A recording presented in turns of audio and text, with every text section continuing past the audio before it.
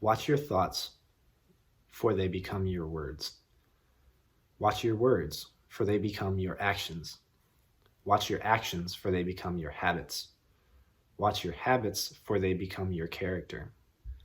Watch your character, for it becomes your destiny. Hi, everybody. I'm Nick, and this is On the Dharma, a series of short introductory video lessons where we take some of the material we've learned in the On Buddhism series and try to apply it directly to our daily lives in some practical manner. The quote that I just gave to you is by Lao Tzu. He's a Chinese philosopher commonly attributed with authorship of The Art of War, the Tao Te Ching, and some other Chinese classics.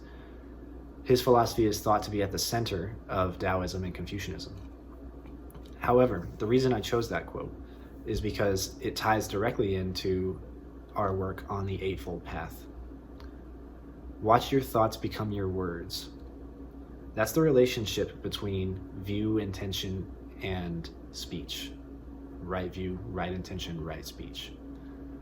When you speak, when you have thoughts, when you speak things in your head, the next natural thing is that you speak them out in the real world. The thoughts that you have in your head, the thoughts that you carry with you all the time, they govern what you say. Your words then become actions. Now, your words might become actions with yourself, or they might cause actions with others. So it's necessary that from the beginning, your thoughts that become words, that become actions, are right. That they're accordant, that they're compassionate, that they're honest, that they're pure, anything like that. The old Southern saying, I guess it's an old saying for everybody, not just in the South, don't say anything if you don't have anything nice to say. That's a very Buddhist idea. If you don't have anything nice to say, then just be silent. Silence is divine. Silence is positive and productive, more so than negative, hurtful, destructive words can be. Definitely more so than destructive thoughts and destructive intentions. Watch your words become your actions. Watch your actions become your habits. This is the relationship between action, and right livelihood. The things that we do determine our livelihood. This isn't just a career. This isn't just what we make a living off of. This isn't just what we spend the majority of our time doing. It's what we do all the time. All the time. If somebody works at a bank, their livelihood isn't necessarily banker. Because what if they're a very famous musician on the internet on the side?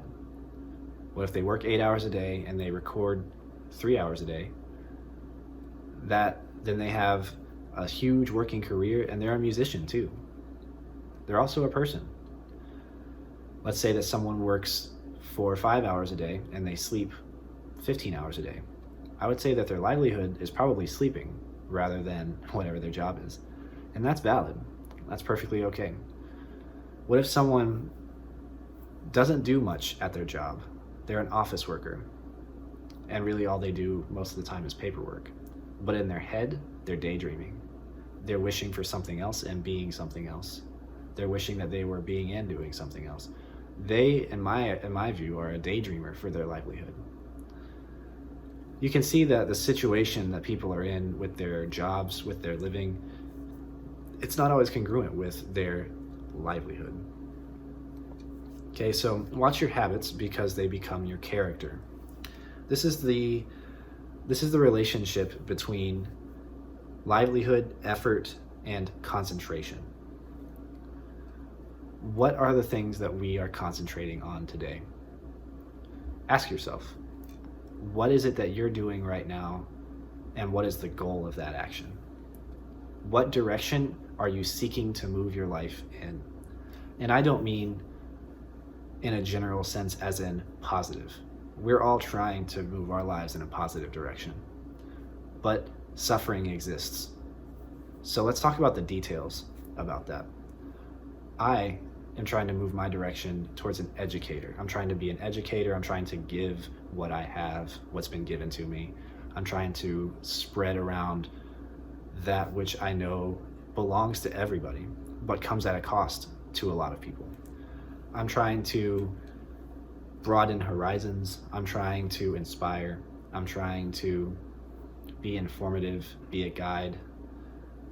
In my career, in my free time, I'm also trying to be a musician. I'm trying to, again, give what I have. I'm trying to be creative and spread positive, evocative art.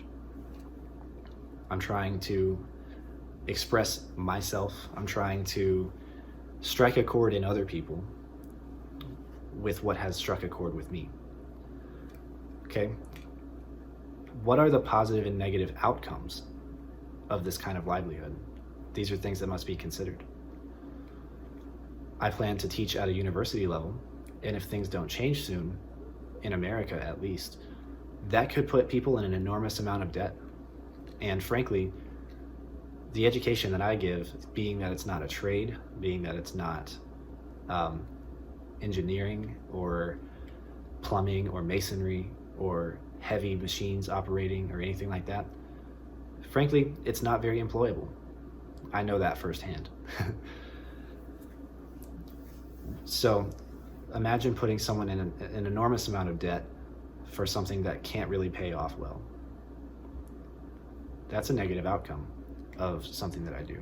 Imagine me playing music and it's sad music and it worsens the sad feelings of someone who's sad and listening to it. That's a negative outcome. What if my music goes on and takes on a whole other shape, a whole other role in society than I intended for it? I have to let that happen, because once the music is out there, it's not mine anymore. My name is on it. I put my heart and soul into it, but now the public owns it. Even if legally I own it, it's in the heart and soul of everybody else. These are things that have to be considered. So ask yourself, what are the things that are happening in your life and what direction are they pushing in? And here's why. Because watch your character become your destiny. This is the relationship between right effort, right concentration, and right mindfulness. Mindfulness leads directly into right view. So your destiny is going to shape and be shaped by all of these things.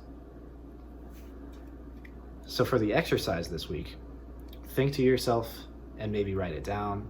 Share it in the comments if you'd like. Discuss with yourself and with others, what is the direction that my life is going in? And at what point can I intervene if I don't like that? My advice is to intervene in the thoughts first.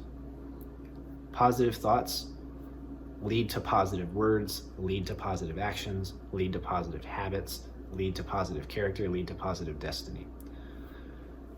The reason for this is that thoughts, they don't stop. They don't fall out of the equation. Once actions become habits or character becomes destiny, thoughts are still with us. Thoughts are still shaping things in real time. So maybe I think to myself, I believe I can learn a new instrument. And that becomes the action, signing up to take piano lessons.